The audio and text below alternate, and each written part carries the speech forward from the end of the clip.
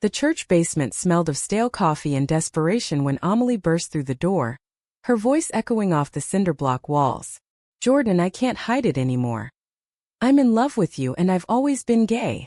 The room fell silent as Jordan, the poised conversion therapy mentor who had spent years trying to guide Amelie away from her feelings, dropped her clipboard, her face draining of color as buried secrets from their shared past threatened to unravel everything.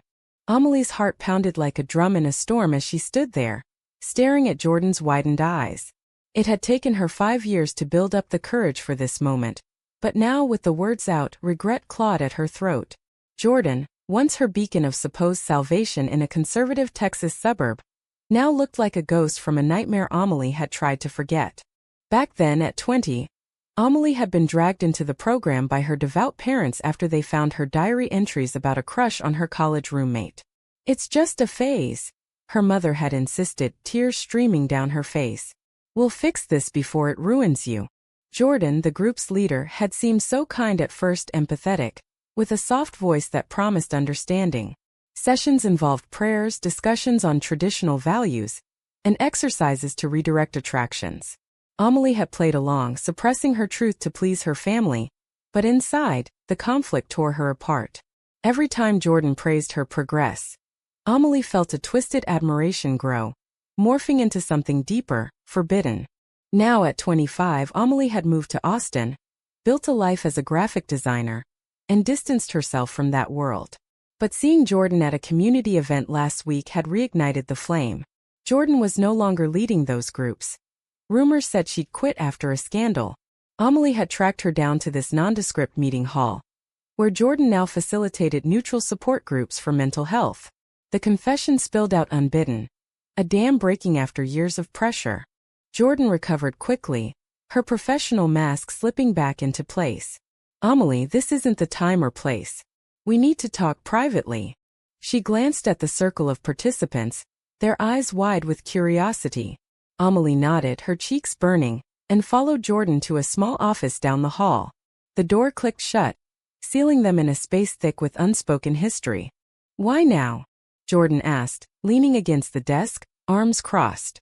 Her voice was steady, but Amelie noticed the slight tremor in her hands. "You know what I did back then. I was part of the system that hurt you." Amelie paced the tiny room, words tumbling out. "Because I've spent years hating myself, then hating you, then realizing it wasn't hate at all. You were the first person who made me feel seen, even if it was through a lens of denial. But I need to know, did any of it mean something to you? Or was I just another case file?" Jordan's eyes softened, but she looked away. "Amelie, I can't. This is complicated. I'm married now, to a man. I left that life behind for a reason." The revelation hit Amelie like a punch. Married? The mentor who preached healing had conformed to the very norm she'd enforced on others. Hypocrisy burned in Amelie's chest. Their conversation stretched into the evening, peeling back layers of deception.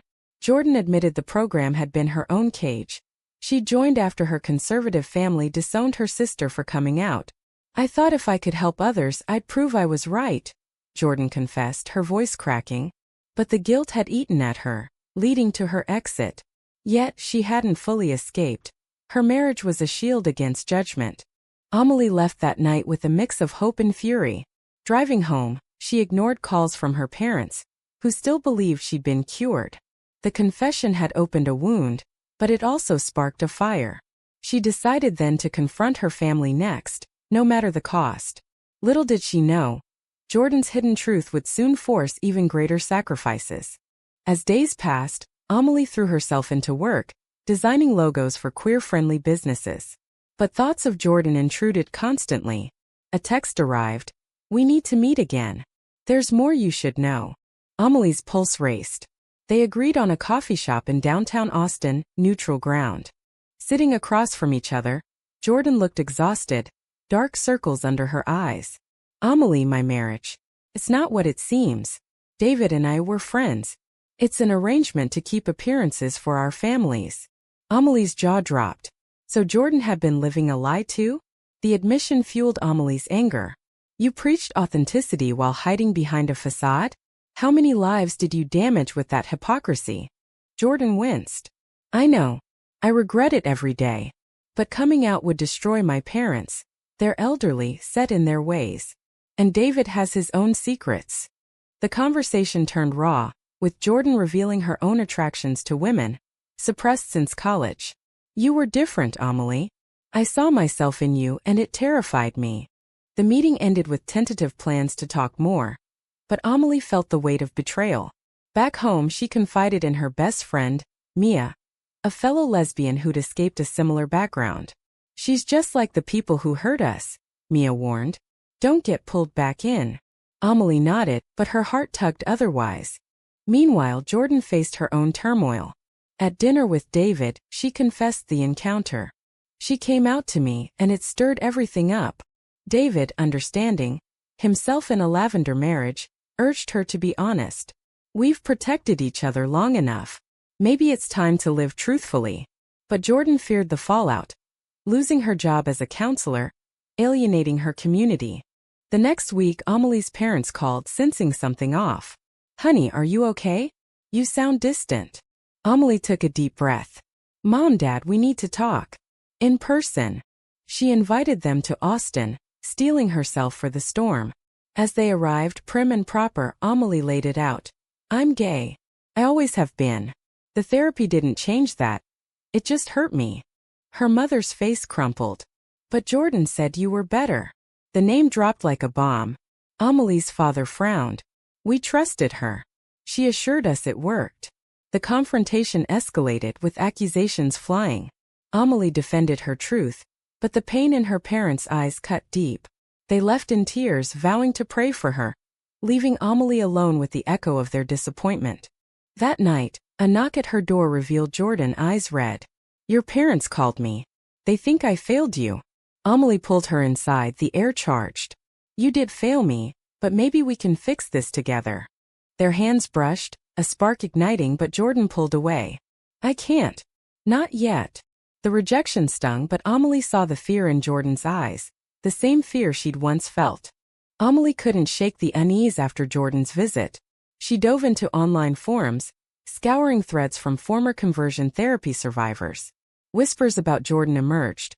Complaints of emotional manipulation, favoritism toward certain participants.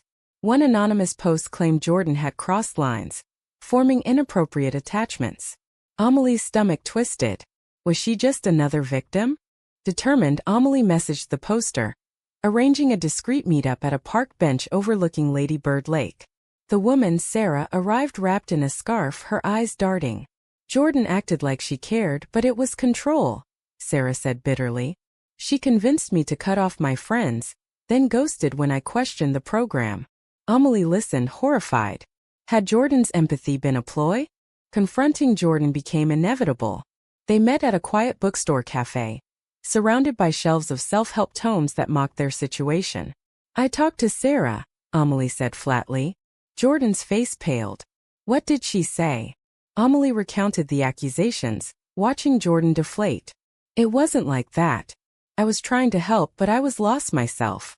The program demanded results, and I pushed too hard. The admission led to a deeper confession. Jordan revealed she'd been in love with a woman in college, but her family intervened, forcing her into therapy. I internalized it all, became the enforcer to prove I was healed. Tears welled up. Meeting you reminded me of what I'd lost. Amelie reached across the table, but Jordan recoiled. Don't. This could ruin us both. Back home, Amelie's phone buzzed with a text from her mother. We're coming back. We need to discuss this with Jordan present. Panic surged. Her parents were pulling strings, desperate to save her again. Amelie called Jordan, who agreed reluctantly. For closure, she said.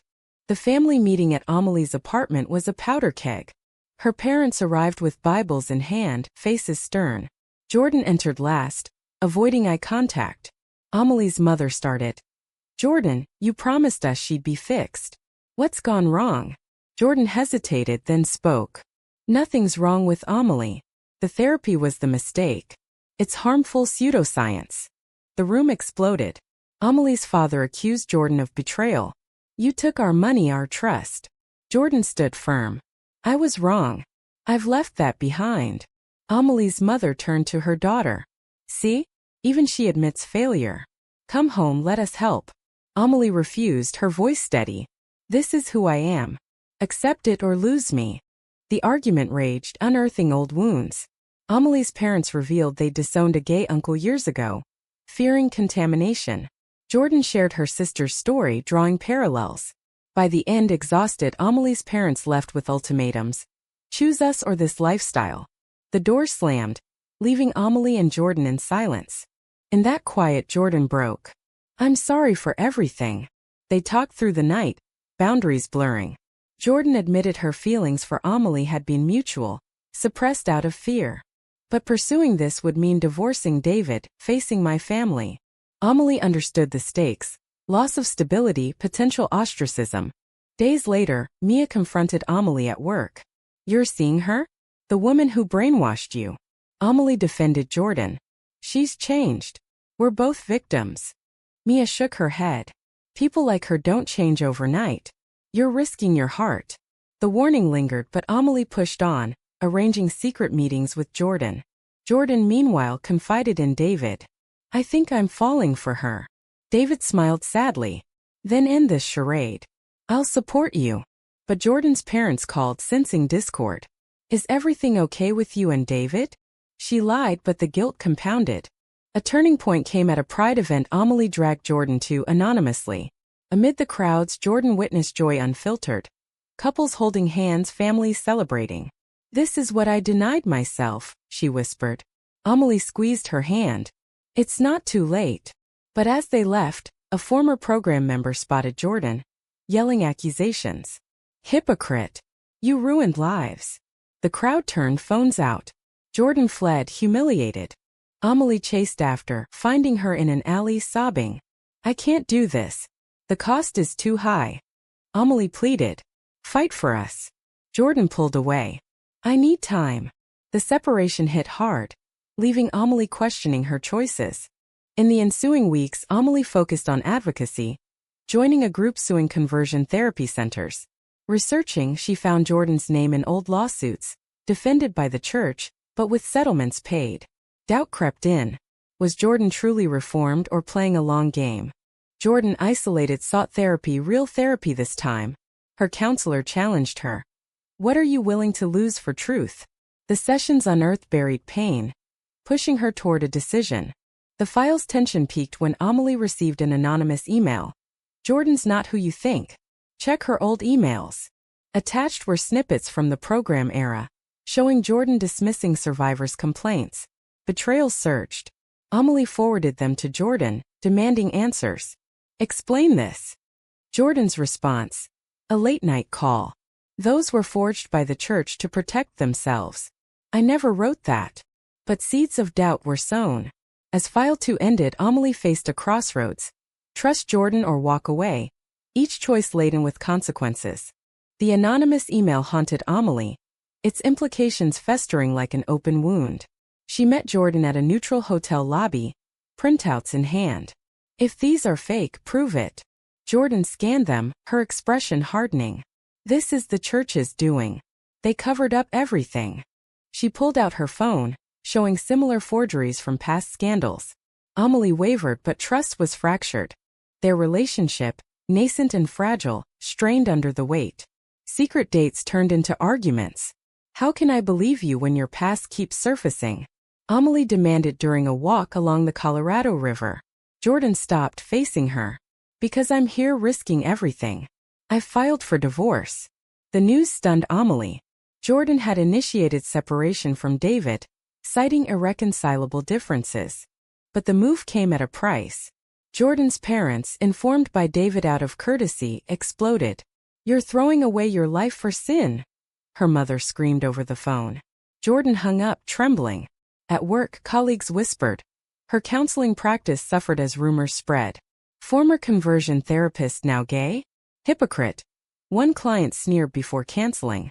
Amelie's side wasn't easier. Her parents cut off contact, blocking her number. A letter arrived. Until you repent, you're no longer our daughter. The rejection crushed her, triggering nights of insomnia. Mia, seeing the toll, intervened. End it, Amelie. She's toxic. But Amelie couldn't. The connection felt real, forged in shared pain.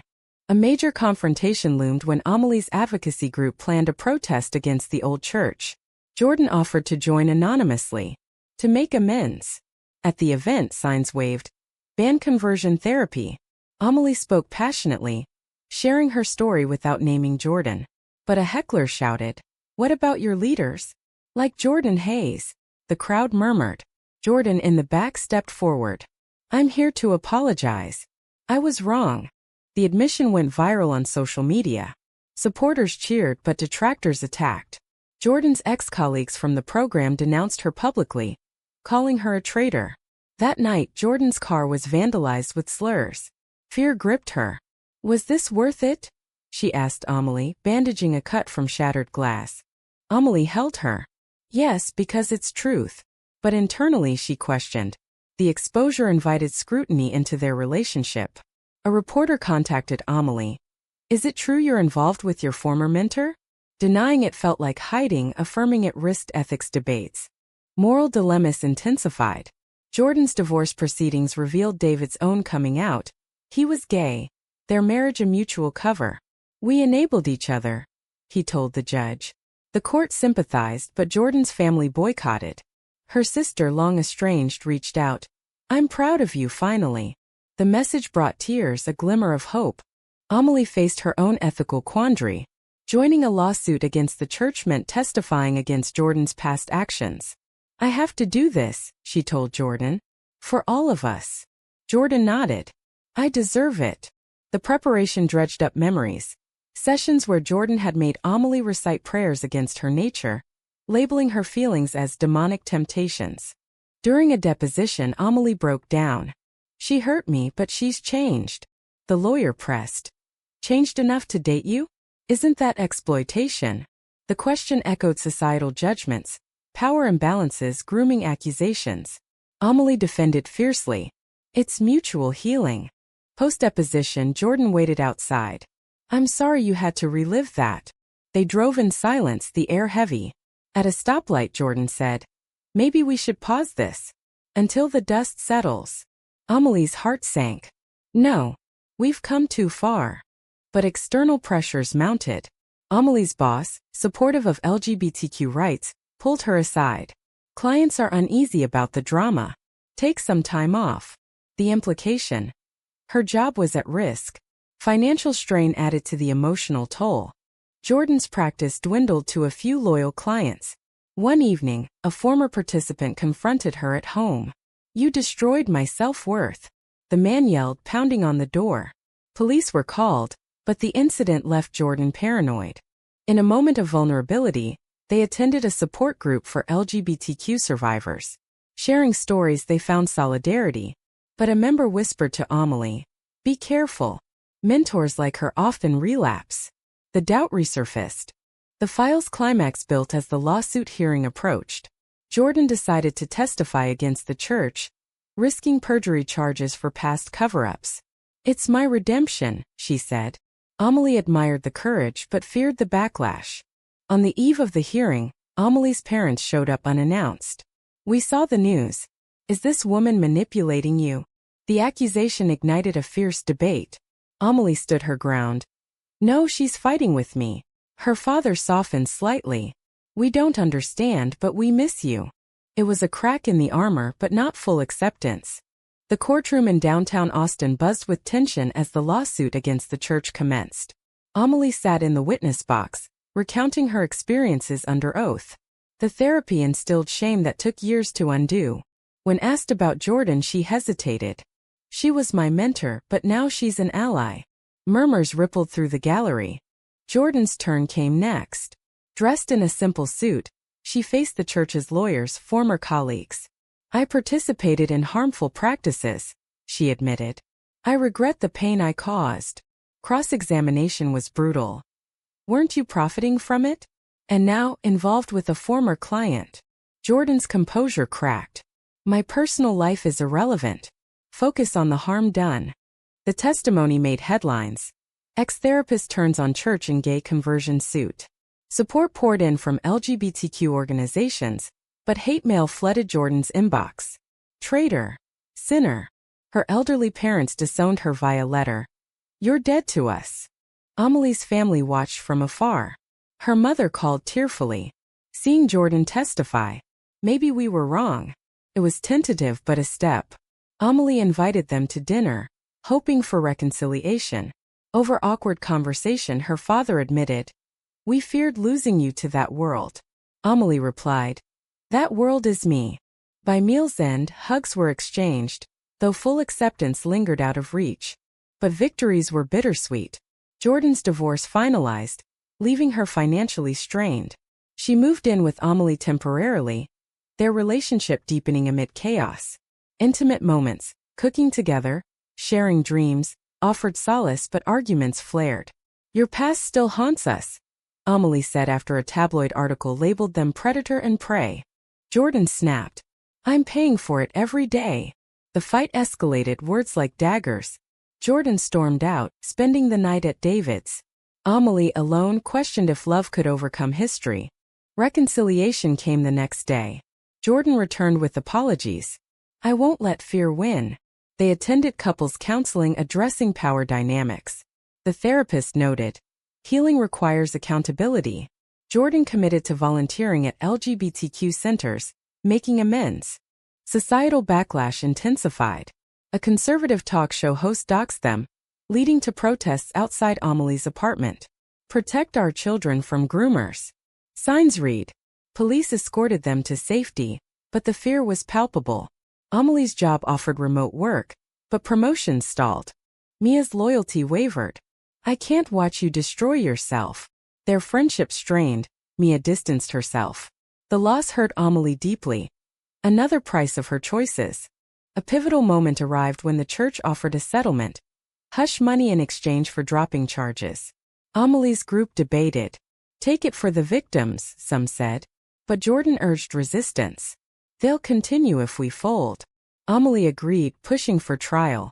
During deliberations, personal revelations surfaced. Jordan confessed a deeper secret. During the program, she'd falsified reports to past participants, including Amelie.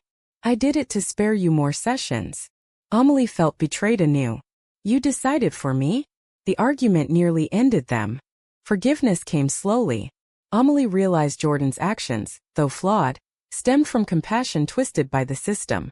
"We both made mistakes." They recommitted, but with boundaries. The trial resumed, evidence mounting against the church. Witnesses testified to suicides, broken families. Jordan's detailed accounts sealed the case. The jury ruled in favor, banning the program in Texas and awarding damages. Celebration was short-lived. Post-verdict, Jordan's health faltered. Stress-induced anxiety attacks. Amelie supported her through therapy, but the toll was evident. "Is this the life we want?" Jordan asked one night. Amelie pondered. Their love had survived fire, but scars remained. Friends returned cautiously. Mia apologized. Amelie's parents visited more, educating themselves on LGBTQ issues. Yet new conflicts arose. Amelie received a job offer in San Francisco. Better pay, inclusive environment. "But it means leaving Texas," she told Jordan. Jordan, tied to her rebuilding practice, hesitated. "I can't uproot again." The decision loomed, testing their bond. Amelie chose to stay, prioritizing them. "We'll build here." The sacrifice strengthened their resolve. With the lawsuit behind them, Amelie and Jordan sought normalcy in Austin's vibrant scene. They attended pride parades openly, hands linked, defying stares. But whispers persisted. The therapist and her patient. Social media amplified debates, ethical or exploitative. Jordan threw herself into advocacy, speaking at conferences. "I was complicit, now I'm corrective." Applause followed, but so did hecklers. One event turned chaotic when a protester threw a drink, yelling, "Fake redemption." Security intervened, but Jordan's confidence waned. Amelie's career rebounded with freelance gigs for progressive brands. Yet internal conflicts brewed. Nightmares of therapy sessions plagued her, waking her in sweats. "Sometimes I see you as the enemy," she admitted to Jordan. Therapy helped, but healing was nonlinear. Family dynamics shifted gradually. Amelie's parents invited them for Thanksgiving. We want to understand, her mother said. Dinner was tense. Questions about their relationship, awkward silences. Jordan shared her journey candidly. By evening's end, her father hugged Amelie. Your family now. It wasn't perfect but progress. Jordan's sister reconciled fully, visiting with her partner. You inspired me to forgive. The reunion mended old rifts, but Jordan mourned her parents' absence. A major betrayal surfaced when David, post-divorce, sold his story to a tabloid. Inside the fake marriage, details exposed Jordan's vulnerabilities. He needed money, Jordan rationalized, but the hurt ran deep. Trust once shattered was hard to rebuild. Amelie confronted David. You owed her loyalty. He apologized, but the damage lingered. The article reignited public scrutiny, costing Jordan speaking gigs. Amid turmoil, they planned a commitment ceremony, small, intimate. Friends gathered in a park, vows exchanged. Through pain and truth, I choose you. Mia officiated, their bond repaired. The event symbolized triumph, but a family member's no-show reminded of ongoing losses. Post-ceremony, challenges persisted. Amelie faced workplace discrimination. A client pulled out, citing controversy. She fought back, filing complaints, but exhaustion set in. Is it worth the fight? She asked Jordan. Jordan nodded. Every day. They volunteered together, mentoring queer youth. One teen story mirrored Amelie's, stirring emotions. Don't let anyone fix you, Amelie advised. A final twist came via an old program file leaked online. It revealed the church had known the therapy's inefficacy but continued for profit. Jordan's name was cleared of deeper involvement, vindicating her. But the exposure brought closure mixed with sorrow. Lives irreparably damaged. Reflecting, Amelie wrote a memoir outline, chronicling their saga. Publishers showed interest, but Jordan worried. It'll reopen wounds. They compromised, co-authoring to control the narrative. Years condensed into moments of growth. Friendships solidified. Family ties strengthened. Losses, Jordan's parents passed without reconciliation. Left voids, but resilience filled them. In quiet evenings they discussed futures, adoption perhaps. We've paid the price, now we live, Amelie said. The story culminated in awakening. They'd navigated betrayal, sacrifice, and societal scorn, emerging whole. But questions remained. Was Jordan's redemption genuine? Or did her past actions make any relationship with Amelie inherently unethical?